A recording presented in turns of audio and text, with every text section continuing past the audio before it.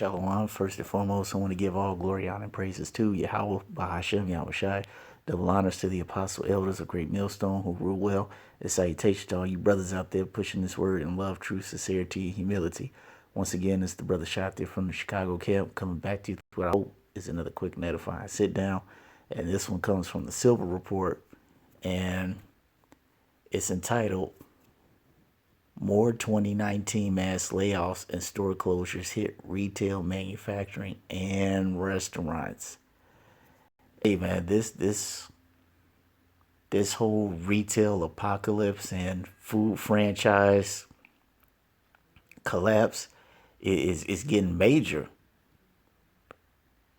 The last sit down I did, if I remember correctly, it was dealing with Nissan laying off thousands, cutting thousands of jobs. Okay, you got to think this thing has been going on for the past 10 years. So you think about 50 jobs one year, 200 jobs one year, 75 another year, 6,000 one year. Hey, that adds up.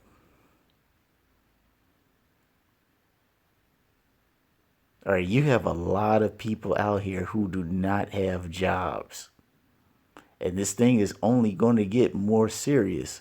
But we're going to let some of this video play. We're going to get some precepts and then close it out. So without further ado, let's get this going.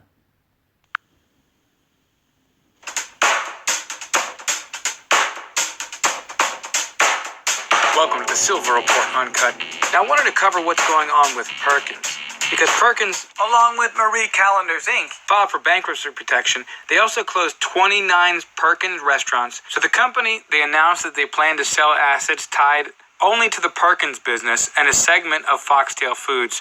That would be their baked goods manufacturing group. But Perkins said that they do expect to have enough cash on hand to continue normal operations of their remaining restaurant brands. But on Sunday, the company, they closed 10 Perkins restaurants along with 19 Marie Chandler's locations. So in their bankruptcy filing, they said that both brands have been negatively impacted throughout 2017 and 2018 by declining guest counts. Also, the mandatory minimum wage hikes, a tight labor market, and overall decline of sales in the family dining sector. Now, Perkins Restaurant and Bakery, in their latest fiscal year, they had sales of $592.6 million. Now that's down from $626.9 million. Now we also see for Marie Chandler's, U.S. sales were $115.6 million. Now during the same time period in 2017, they were $129.4 million. So Perkins, they did file for bankruptcy protection back in 2011. So currently Perkins, they have 342 locations. But whenever times are tough and finances get tight, we know that one of the first things to go happens to be restaurant and movie traffic. It's getting harder and harder to hide the truth. And we also see that Walgreens, they said in the Securities and Exchange Commission filing on Tuesday that they plan to close 200 stores in the U.S. Wow. Now, during a call to investors in May, Walgreens, they actually announced that they were going to be closing 200 stores. So during the time that they were closing those initial 200 stores, they conducted an... Hold up, 200 stores?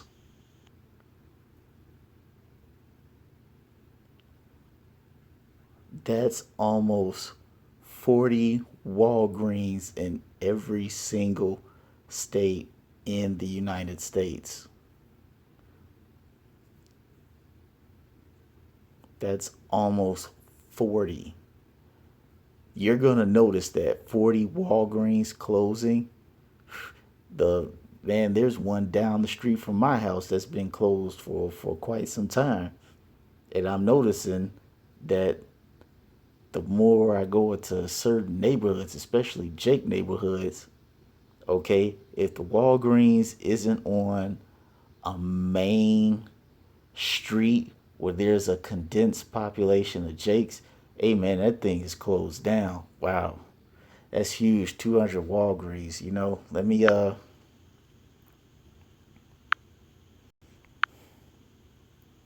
mean, we always get this, but it applies.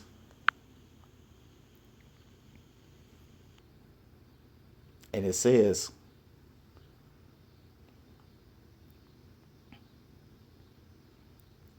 Ecclesiastes 12:3. In the day when the keepers of the house shall tremble, and the strong men shall bow themselves, and the grinders cease because they are few, and those that look out the windows be darkened, because with 200 plus Walgreens stores closing across the entire United States, man, that's a lot of people out of a job.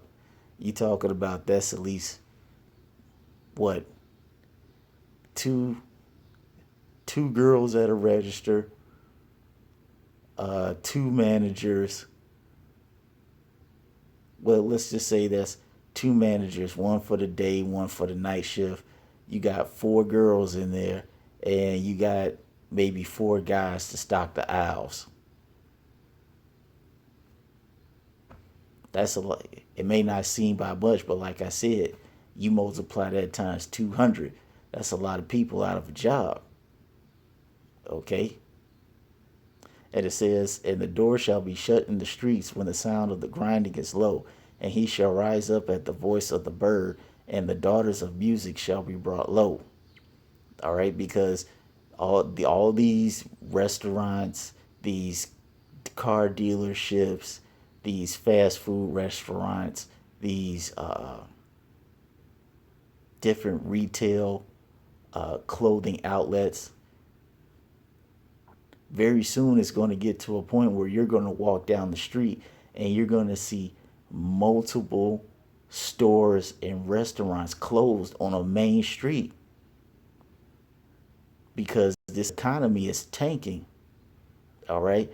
He just mentioned the whole restaurant and movie deal, how that's suffering because one, you got all this madness going on with the tariffs, and two, the Midwest got hit with the with that huge flood.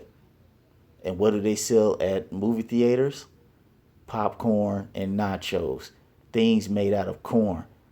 All right, so the price to those things are already damn near astronomical. Now it's about to shoot up even more. Hey man, it's gonna get to a point people just gonna go to the store, buy some Over Redenbacher, and get on some Netflix and Hulu and call it a night. But nonetheless, we'll let some more of this video play and we'll close it out. Extensive review of their real estate footprint in the U.S., so now they plan to close approximately 200 more stores. We also see that Barney's New York, they have sought Chapter 11 bankruptcy protection on Tuesday.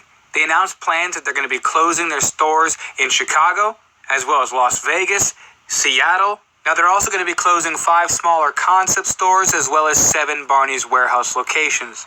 And so one of the most important statements, it comes from Daniela Vitali. She would be the CEO and president. Now, in their news release Tuesday, she said, quote, like many in our industry, Barney's New York financial position has been dramatically impacted by the challenging retail environment and rent structures that are excessively high relative to market demand. And so this is the difficulty we have when we have real estate bubbles, when we have commercial real estate bubbles. The problem is rents have been driven up so high, and we have this slowdown going on with consumption, this slowdown going on with spending. Yeah, from month to month, they present these numbers, and it seems like spending is high, but when you adjust that for inflation, for the majority of Americans, they mostly have tightened up their belt. And the thing is, Barney's is a lot more upscale than a lot of these chains that have been closing hundreds of stores, like Sears, Macy's, or JCPenney.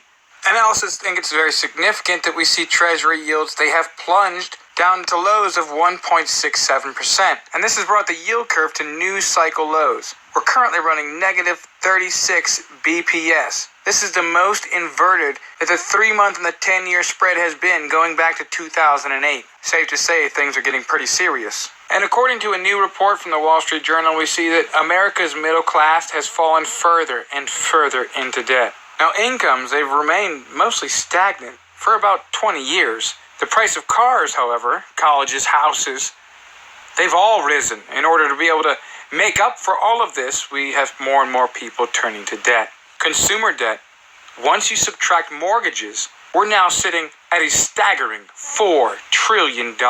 This is the highest level ever. Mortgage debt also has rebounded dramatically. Student loan debt has now climbed to levels of around $1.5 trillion.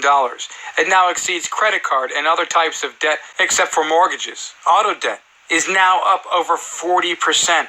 It's at $1.3 trillion.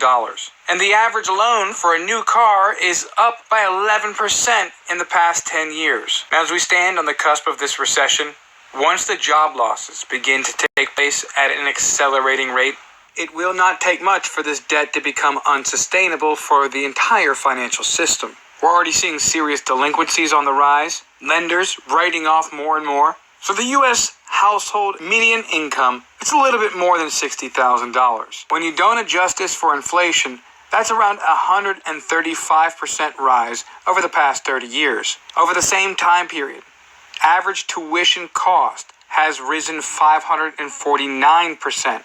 Housing prices, they're up 188%. And we wonder why the middle class is shrinking. It's because the cost to remain in the middle class is increasingly moving out of reach. And for U.S. households that have credit card debt, in quarter one of 2009... And I mean, you pretty much get the gist of it. Okay, this economy is failing is because it's so burdened down with debt. And so we're going to get that in Habakkuk 2. Okay, Habakkuk 2 and 6. It says, shall not all these take up a parable against him and a taunting proverb against him, and say, woe to him that increases that which is not his? How long? And to him that ladeth himself with thick clay, and that thick clay is debt. All right. Not only is America accumulating massive debt, all right, but you got these everyday Joe Six-Pack, Edomites, heathens, and even Jakes. They're accumulating debt all just to keep up with the Joneses or to keep up with the lifestyle that they used to have. And now, as he said, with inflation going up, folks can't do it. They just simply cannot do it. I've looked online just doing an experiment. I've seen places on these different realtor websites, and they're trying to sell places that only have one bedroom, a bathroom, and a living room for $250,000. I kid you not. Studios are going for $12,000. One bedrooms are going for damn near $2,000.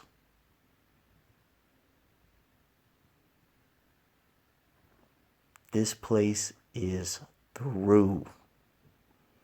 And as he said, when this apocalypse of retail facilities and restaurants and businesses and different franchises starts really moving, you're going to start seeing a lot of people out here on the streets. And I guarantee you're going to see a huge uptake in Uber, people going into gigs or healthcare. You're going to see a huge rise in that. You just watch. But that's all I wanted to say on this. Once again, giving all glory, honor, and praises to Yahweh Shem Yahushai. Double honors to the apostle elders, a great millstone who rule well, and salutations to all you brothers out there pushing this word in love, truth, sincerity, and humility. With that, we're going to say shalom.